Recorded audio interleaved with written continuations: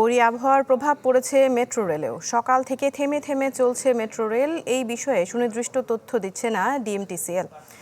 আর সকাল 7টা 10 মিনিট থেকে মেট্রো চলাচল শুরুর কথা থাকলেও তা হয়নি। সকাল 10টার দিকে চালু হলেও তা ছিল শুধুই উত্তরা থেকে মতিঝিলমুখী, ছাড়েনি মতিঝিল থেকে। ট্রেনও এসেছে নির্ধারিত সময়ের অনেক পরে। দুপুর 12টার পর কিছুটা স্বাভাবিক হলেও বিকেল 3টার পর বন্ধ হয়ে যায় আগারগাঁও থেকে মতিঝিল অংশের চলাচল।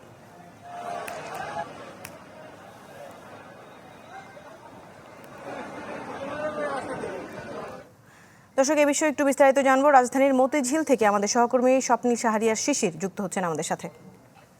শিশির, আপনি তো একদম পানির ভেতরে ডুবেই আছেন দেখা যাচ্ছে, যে এবং বিশেষ করে যেটি বলছিলাম, মেট্রো রেলের অবস্থা খুবই খারাপ, সাধারণ মানুষজন যেতেও পারছেন না, আসতেও পারছেন না।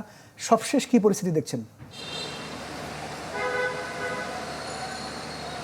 ইমতিয়াজ, ঘূর্ণিঝড় রিমাল সেটি কিন্তু দুর্বল হলেও এর প্রভাব কিন্তু রয়ে গেছে। সকাল থেকে কিন্তু রাজধানীতে বৃষ্টি হচ্ছে, একটানা বৃষ্টি, এবং কখনো কখনো এই বৃষ্টির বেগ কিন্তু বাড়ছে, আবার কখনো কিন্তু এই বৃষ্টির বেগ কমছে।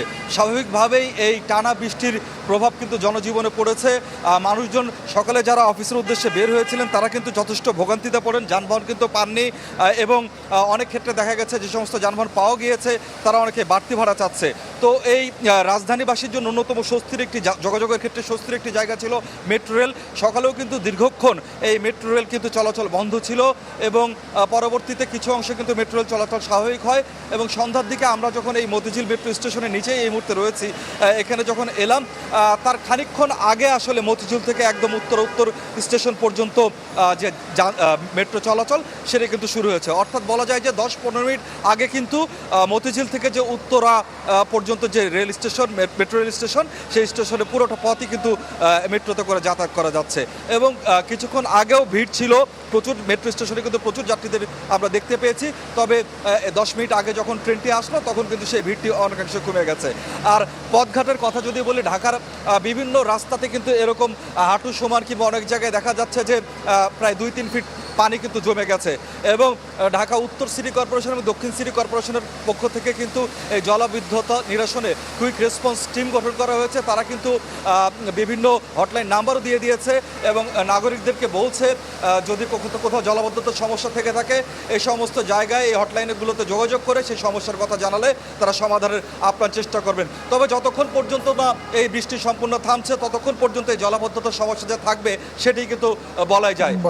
অনেক ধন্যবাদ স্বপ্নী শাহরিয়ার শিশির আপনাকে। এবং আমাদের সাথে এই মুহূর্তে আরেক সহকর্মী দেখতে পাচ্ছি, কারণ বাজার মেট্রো স্টেশনে রয়েছেন জিনিয়া কবি সূচনা, আমরা তার সাথে কথা বলবো। সেখানে সূচনা, সারাদিনই মেট্রো রেল নিয়ে দুর্ভোগে পড়েছিলেন যাত্রীরা যারা যাওয়া আসা করছেন, তো এই মুহূর্তে কারণ বাজারের যে স্টেশন সেখানকার আপডেট আপনার কাছ থেকে জানতে চাই।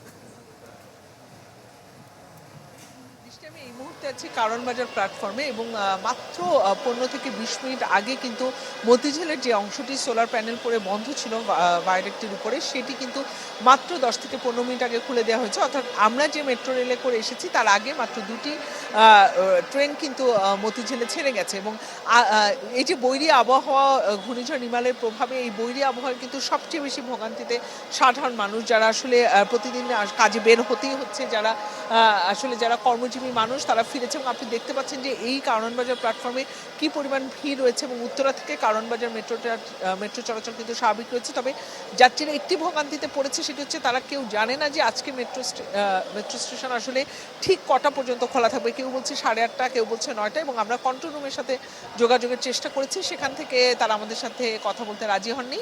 এবং আপনি দেখতে পাচ্ছেন যে সবাই ভিড় করে অপেক্ষা করছে বৃষ্টি। এবং আমি যেটি বলছিলাম যে মতিঝিলের যে স্টেশনটি বন্ধ ছিল সেটি 15-20 মিনিট আগে খুলে দেওয়া হয়েছে এবং নির্দিষ্ট সময়ে না জানে। এবং একটি কথা কিন্তু যাত্রীরা বলেছে যে তাদেরকে যদি আগে জানিয়ে দেওয়া হতো যে এই স্টেশনগুলো বন্ধ হয়েছে যখন বন্ধ ছিল, তাহলে তাদের জন্য সুবিধা হতো। টিকিট কাটার পরে প্ল্যাটফর্মে এসে কিন্তু তারা ঘোষণাটি জানতে পেরেছে, সেটি তাদের অনেককে ভোগান্তিতে ফেলেছে দৃষ্টি। এবং আসলে সাধারণ মানুষ এই বৈরী আবহাওয়ায় যখন যানবাহনের সংকট, তখন কিন্তু মেট্রো রেল তাদের কাছে একটি অন্যতম ভরসার জায়গা, যেটি নিয়েও কিন্তু এই বৈরী আবহাওয়ার প্রভাব কিন্তু সেই মেট্রো রেলেও পড়েছে, যে কারণে কিন্তু ভোগান্তি কমেনি মানুষের। সূচনা, ধন্যবাদ আপনাকে। বৈরী আবহাওয়া, আপনি সাবধানে থাকবেন। অসংখ্য ধন্যবাদ আমাদের সাথে যুক্ত হওয়ার জন্য।